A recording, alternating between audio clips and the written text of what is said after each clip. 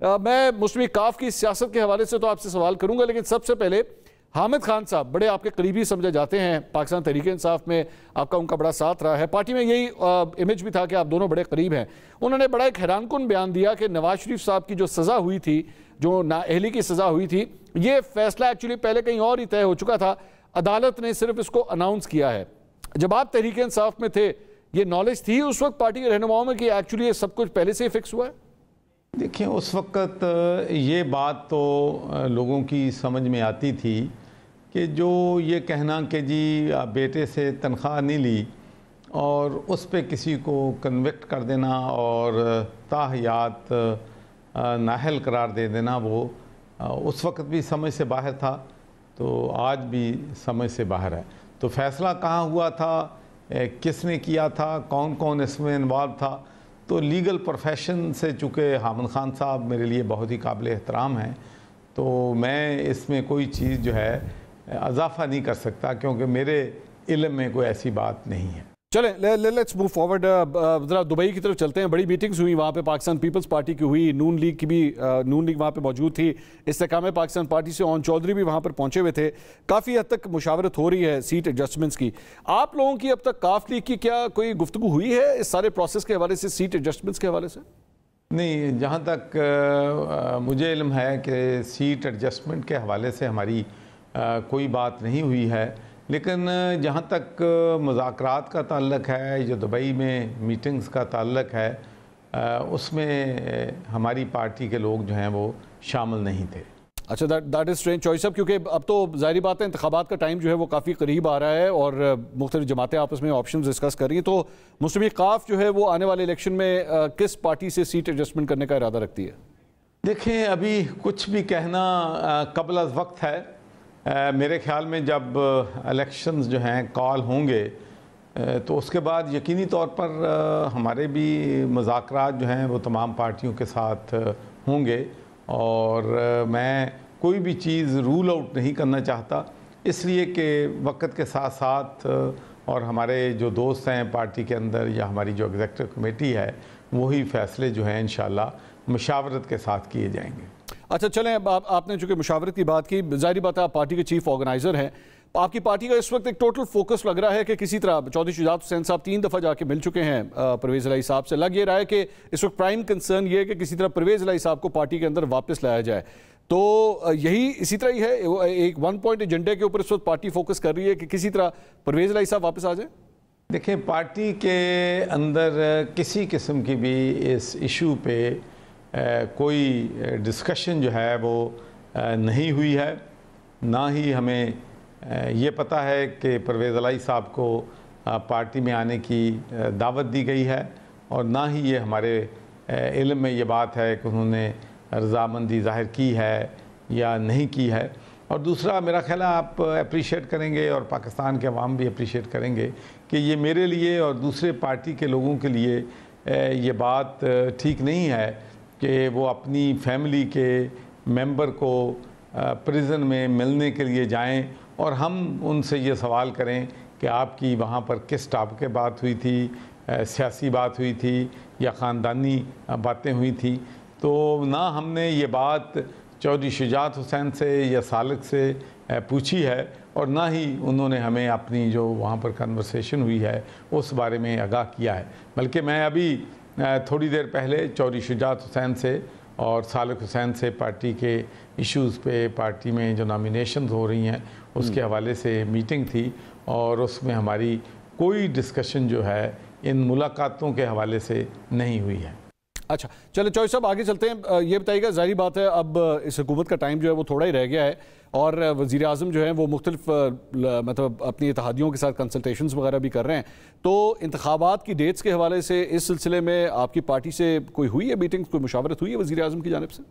एक बात तो मेरे ख़्याल में यकीनी है कि ये हुकूमत जो है 13 अगस्त से पहले जो है पार्लियामेंट डिज़ाल्व हो जाएगी और केयर टेकर गवर्नमेंट जो है वो आ जाएगी।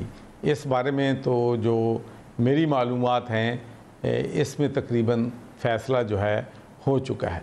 उसके बाद इलेक्शन किस वक्त पे होते हैं और क्या जो है अपनी केयर टेकर गवर्नमेंट अपना दुरानिया जो है वो 3 महीने से ज़्यादा बढ़ाती है या नहीं है, इस बारे में मुझे कोई मालूमात जो है वो नहीं है। लेकिन मैं तो यही चाहूँगा कि मुल्क के आइन और कानून के मुताबिक इलेक्शन जो है वो वक्त पर होने चाहिए। आपने केयर टेकर सेटअप की आपने बात की, तो इसमें जारी बात है निगरान वज़ीर आज़म के लिए जो है वो मुख्तलिफ लॉबीज़ इस वक्त चल रही हैं इस्लामाबाद के अंदर। पाकिस्तान पीपल्स पार्टी, नून लीग भी आपस में इस मामले के अंदर जो है वो डिस्कस कर रही है। तो बड़ी जमातें, अब मैं छोटी जमात का लफ्ज़ तो नहीं इस्तेमाल करना चाह रहा, लेकिन आप इत्तेहादी हैं, तो आप लोगों से भी कोई मुशावरत हुई है कि निगरान वज़ीर आज़म जो है वो कौन होगा? देखिए जी, मैं समझता हूँ कि जब आप इत्तेहादी होते हैं तो फिर बड़ी जमात और छोटी जमात की बात जो है वो नहीं होनी चाहिए। तमाम जो इत्तेहादी जमातें हैं उनके साथ मुशावरत होनी चाहिए। लेकिन चूँकि हुकूमती मामलात जो हैं या हमारे जो 2 भाई जो हैं वो फेडरल गवर्नमेंट का हिस्सा हैं, तो ये शमूलियत जो है उनकी गवर्नमेंट में मेरे पार्टी में शामिल होने से पहले हुई थी। तो इसलिए मेरी कोशिश ये होती है कि जो गवर्नमेंट के मामलात हैं या जो केयर टेकर प्राइम मिनिस्टर का मामला है वो मैं जो हमारे कैबिनेट मिनिस्टर हैं उन्हीं पे जो है छोड़ देता हूं। लेकिन मुझे उन्होंने आज भी सालिक हुसैन साहब से मेरी बात हुई है, उन्होंने नहीं मुझे बताया कि उनके साथ किसी किस्म का भी कोई मशवरा जो है केयर टेकर प्राइम मिनिस्टर के बारे में हुआ है। चले मैं टॉपिक थोड़ा चेंज करता हूँ, IMF के हवाले से बात करते हैं। मुझे अच्छी तरह याद है कि पाकिस्तान तहरीक इंसाफ में की हुकूमत में जब आप गवर्नर थे तो IMF के साथ जब मुआहिदा हुआ था तो उसके बाद आपने एक स्टेटमेंट दी थी कि IMF ने हमसे सब कुछ लिखवा लिया है और एक किस्म का हमने सब कुछ ही उनके हवाले कर दिया है। अब आपकी जमात इस हुकूमत के साथ भी इत्तेहादी है और इन्होंने भी IMF के साथ जो है एक नया मुआहिदा किया है। अब आपके क्या ख्यालात है? वैसी ख्यालात है जो उस वक्त थे?